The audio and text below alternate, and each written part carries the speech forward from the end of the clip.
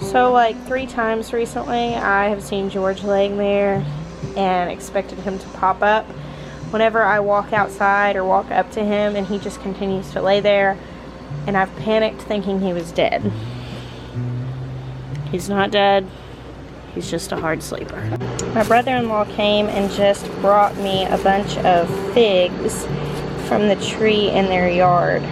I love figs. Every year they bring me big bags of figs from their fig tree, and I think of all the wonderful things I could do, like making preserves or drying them to use. My favorite recipe for Thanksgiving turkey is with like a fig reduction that's really good, but inevitably I always end up eating most of them fresh. They're so good. Do you want a fig? I'll try one. And put it away my beauty one. Here. Like fig. Good. You like it? Fig. You want one, Iris? They came from Iris's yard, so I'm sure she's had a few of them. Here. Good. Taste it. What do you think? What does it taste like? Figs taste like plums to me. What do you think, Ezra? I like it.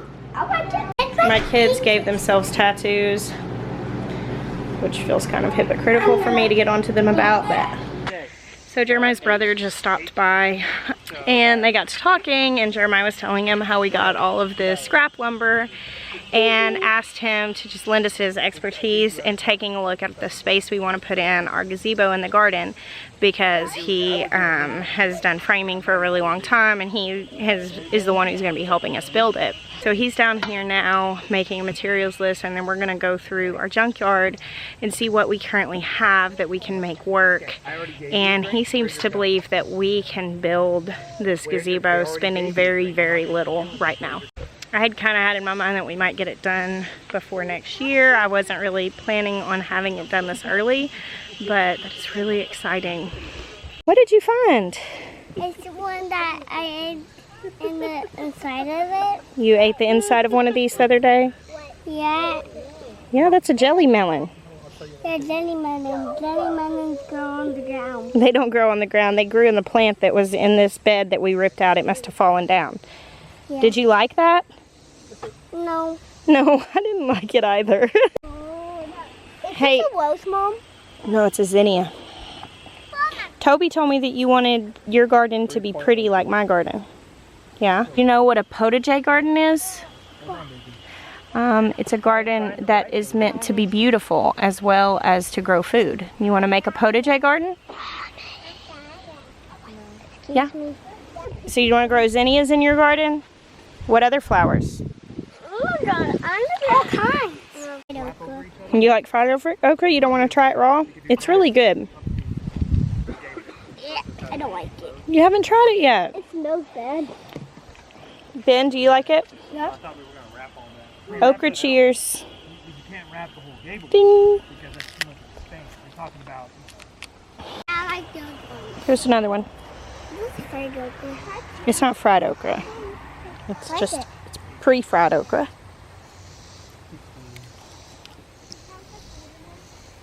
What do you think? Great. Great. Middle comes in 3 foot, right? Hi. So, Hi. Free fried okra. This one. Toby, free fried okra. Hey, Toby, it's pre-fried okra. What? It's not fried okra. Free-fried okra. I've been asked a few questions in the comment section lately, and I want to take an opportunity to respond to those. The first question is, how did we come up with our farm name, Roots and Refuge? It's kind of a long story, to be honest, and I will just try to keep it as simple as possible. But at the beginning of 2014, I was in a place of really praying and asking God, what is my purpose?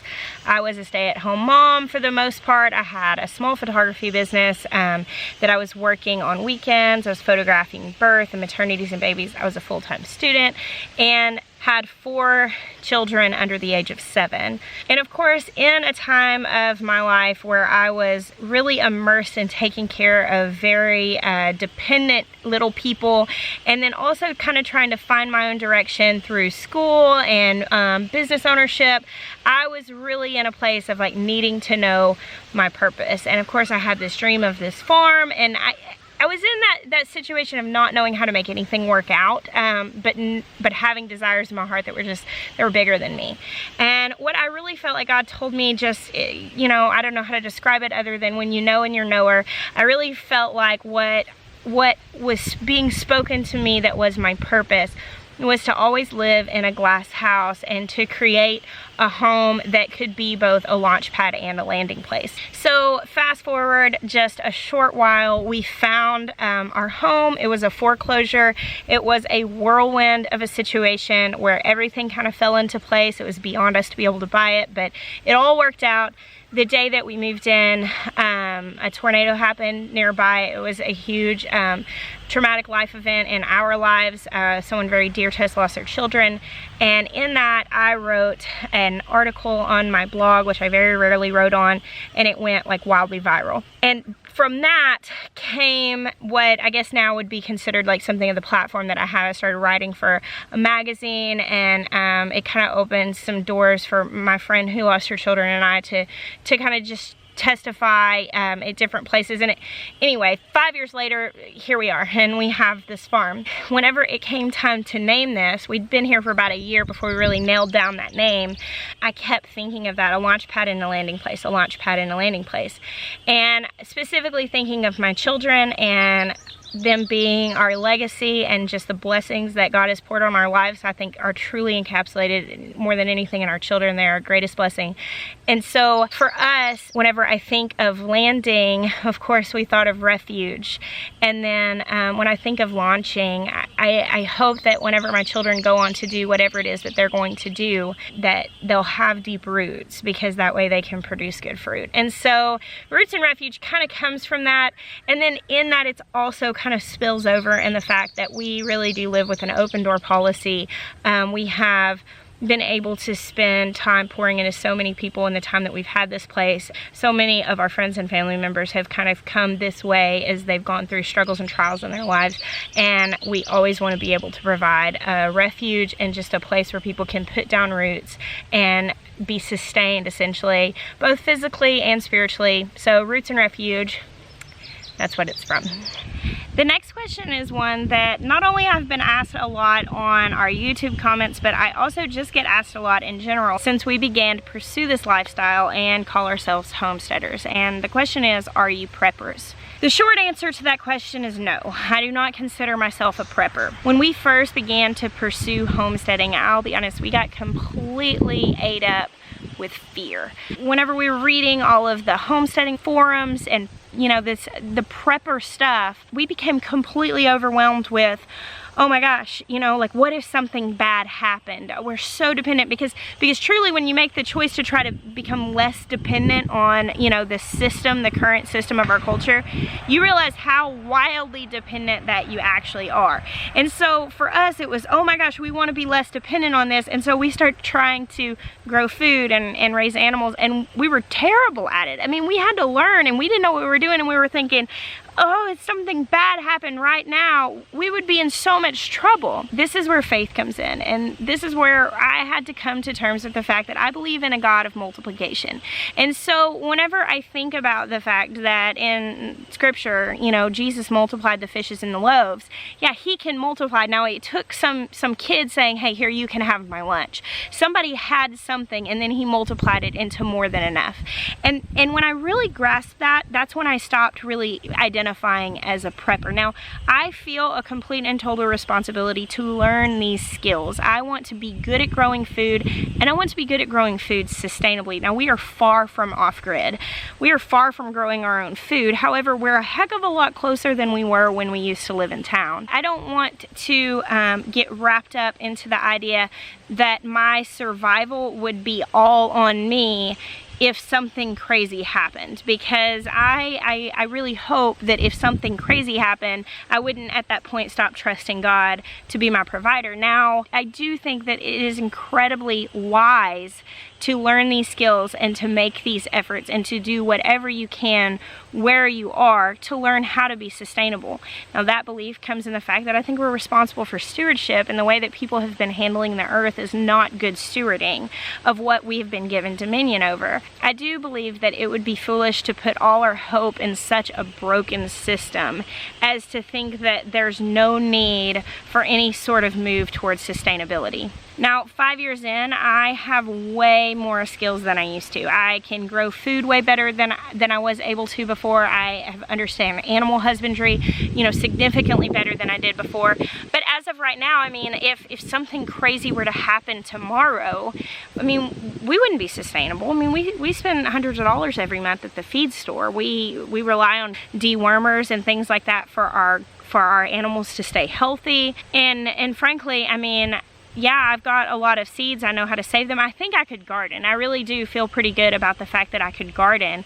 But we're on 4 acres, so I'm not harboring some idea that if something crazy happened, that we would be able to just switch to off-grid without there being some major hiccups. But ultimately, what my goal is to gather as many skills as I can and regularly make steps towards complete sustainability without putting ourselves in debt and without taking on the mindset that it's all up to me and my skills to make everything work out. Eventually, we would love to be off-grid. Eventually, I would like to be somewhere other than right here. I would like to have more space because I think we could be more sustainable. Right now, I'm learning about growing different herbs and how to use those herbs and keeping my animals healthy. Every step of the way, the goal is to become more and more sustainable so that if ever there was necessity, we could sustain our lifestyle and be able to help other people at that point. But I'm trying to do that with a grounded, sound mind without letting fear come in or without being foolish about it, if that makes sense. So long answer there, but the short answer is no, I don't call myself a prepper. The last thing that I wanted to publicly address on this vlog before we get back into what's going on the farm, we're about to go check out some other stuff. Last week I posted about our current vehicle situation and this crazy accident and that left us with one of our vehicles totaled and one of them undrivable.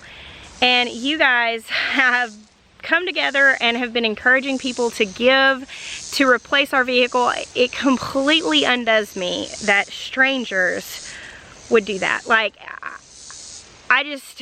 now my PayPal right now has all of these donations of $1, $3, $5, and they're adding up, and you know, multiple people have given quite a lot more than that, and it literally just blows my mind. And another thing, you know, scripture says where your treasure is, your heart lies, and it makes me feel so valued, and I don't ever expect that, and I am so thankful for it. And you know, every time that you guys take the time to do something like that, and the fact that you would, I mean, there's no obligation, and the fact that you would do that is just absolutely mind-blowing to me. Every time that you guys take the time to share these posts, that you go shop on our Amazon link, that you comment. I mean, we read all of these comments. We don't always get to respond to all of them because there are a lot of them, but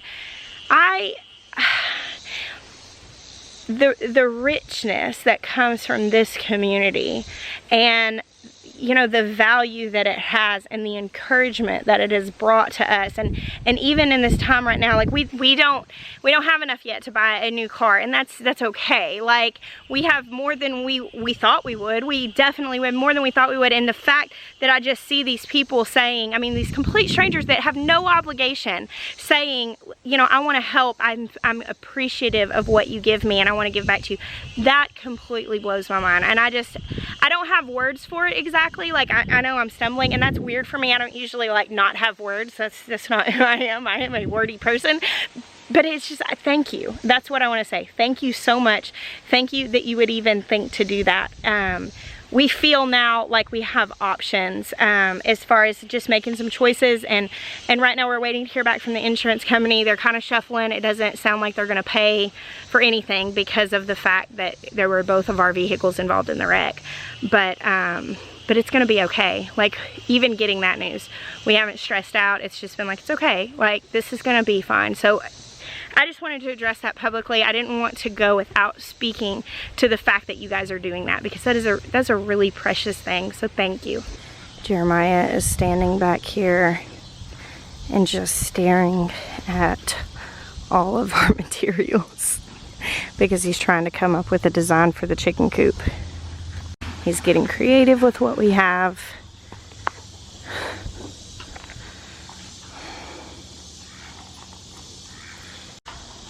Is this for the garden beds? Yeah, this is for the kid garden. You decided to do 10 after all? The biggest reason I decided to use the 10 for the kids' bed, and even for our beds, I guess, is that it keeps the dirt and the moisture off the wood. Yeah. Which helps the wood last longer. So this really could be something that they do.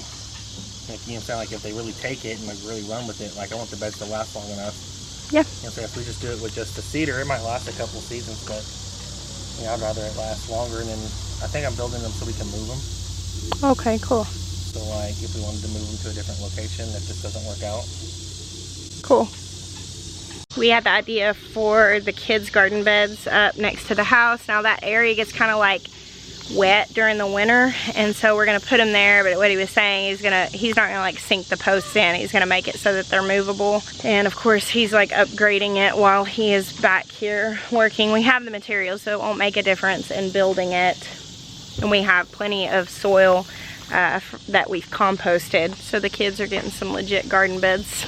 Ezra, I showed earlier where he was talking about wanting to put flowers in his garden. He's been so serious about this, like way more than I expected. I was not planning on him to take this so seriously. Like, when I've been sitting down with my seeds and planting my garden, he comes and sits next to me and he looks at the package and he asks real questions like, will this grow this time of year? Or do you think that this will work in my garden? How much of this can I grow? And he's just asking like really engaging questions. I am like over the moon about the idea of putting in gardens and really letting the kids make the decisions. I'm just so excited to see what they're gonna do with it. I think it's gonna be really cool.